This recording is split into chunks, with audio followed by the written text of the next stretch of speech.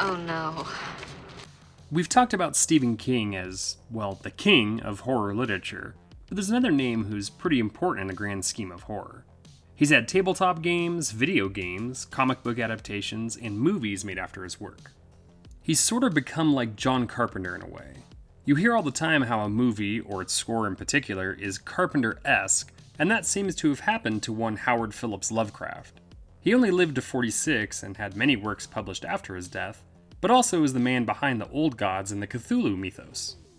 Even when filmmakers and game designers don't use creations directly from the author's work, a lot of horror can be considered Lovecraftian. While some of the more famous ones, like Re-Animator and From Beyond, are stone-cold classics, I wanted to look at an underseen adaptation, one that is talked about far less than the others.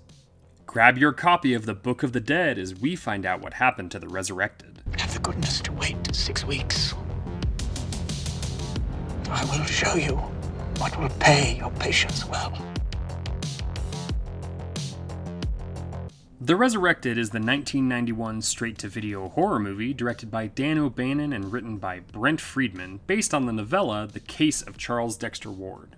It stars John Terry, Jane Sibbett, Robert Romanos, and Chris Sarandon, and has music done by the legendary Richard Band.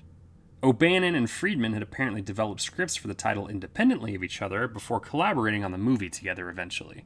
Friedman's version was called Shatterbrain, and O'Bannon's was called The Ancestor.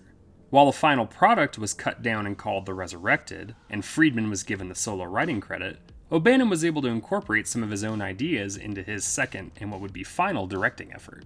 There was a very brief theatrical run, though it's hard to find any numbers on that, and the movie was ultimately released on home video sometime in late 1991. The movie had a $5 million budget, and while it's hard to tell how it did, it was released during the height of the home video market, where rentals and purchasing videos was big profit for studios.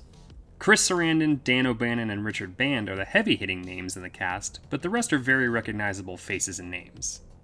John Terry, who plays Private Detective John March in the movie, had a solid career from the late 70s all the way up to the early 2010s.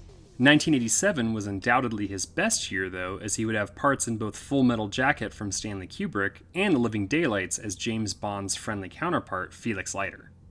Jane Sibbett is another one who both got her start in TV and had her biggest roles on the small screen. She started in the soap opera Santa Barbara with an 118-episode run, well, the entire run of William Ragsdale-led sitcom Herman's Head, which ended up being 72 episodes, and a 15-episode stretch on Friends as Carol. Speaking of William Ragsdale, man do I love a good transition, his co-star from Fright Night steals the show in this movie, playing, spoilers, 2 characters.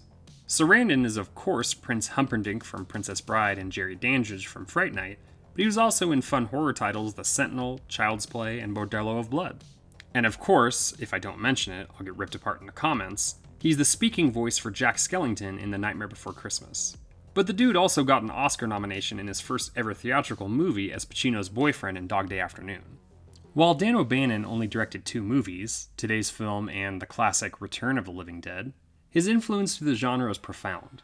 He wrote the screenplays for Alien, Dead and Buried, Life Force, Invaders from Mars, Total Recall, and collaborated with John Carpenter on Dark Star, which was the first film for both men.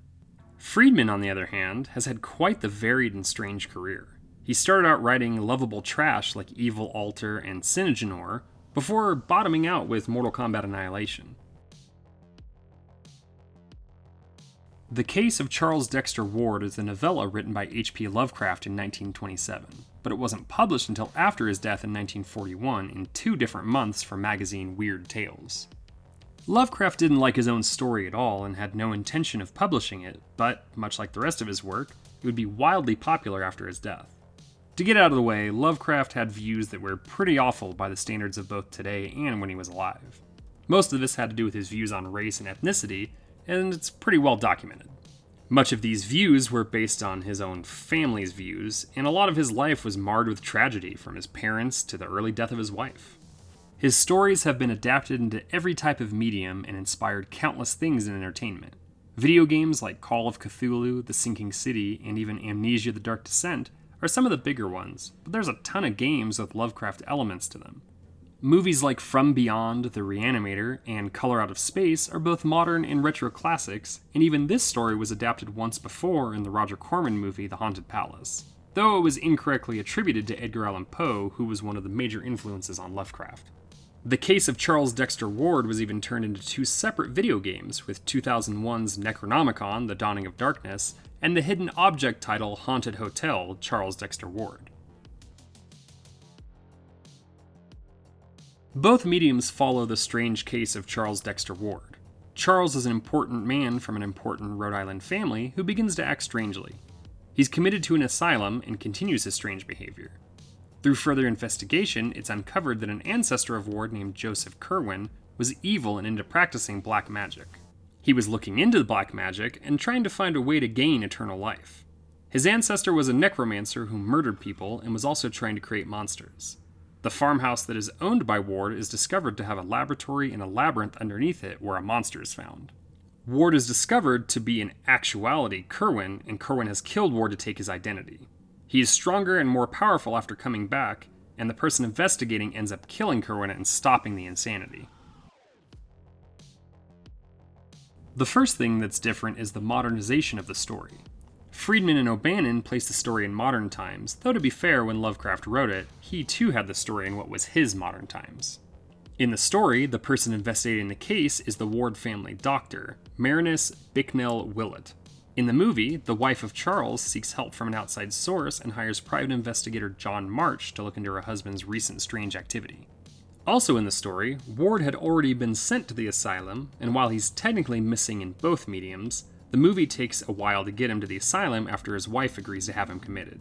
She does this when the pair go to investigate the farmhouse he's at after he and a strange man move his lab equipment from the couple's home, and they see him in distress.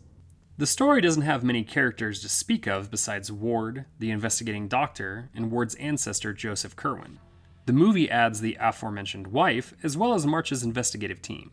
Only one of them becomes an important character, with Robert Romanus, playing Alani Peck, who helps March with his investigations.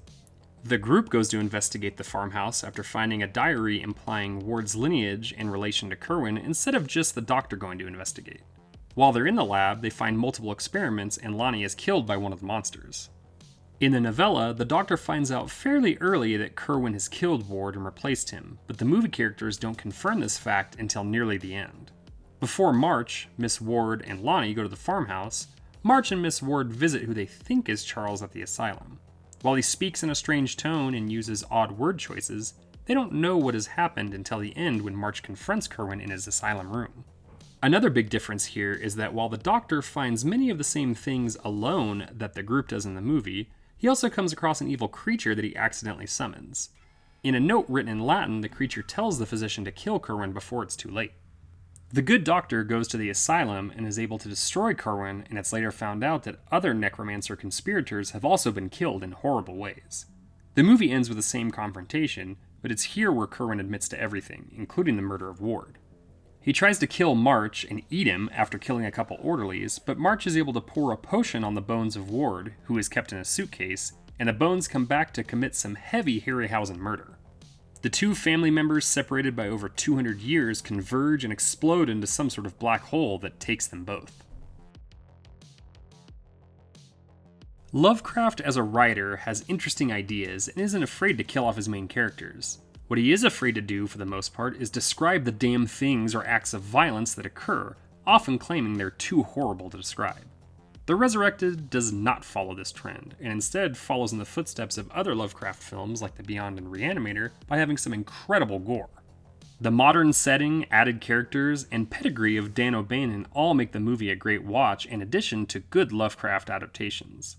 The story is an easy read, but do yourself a favor and pick up the Scream Factory Blu-ray that was released in 2017. It has a great 2K transfer of the movie with a solid number of special features to dig through. Sarandon is worth the price of admission alone, but the movie is a great adaptation and the most accessible way to see the story.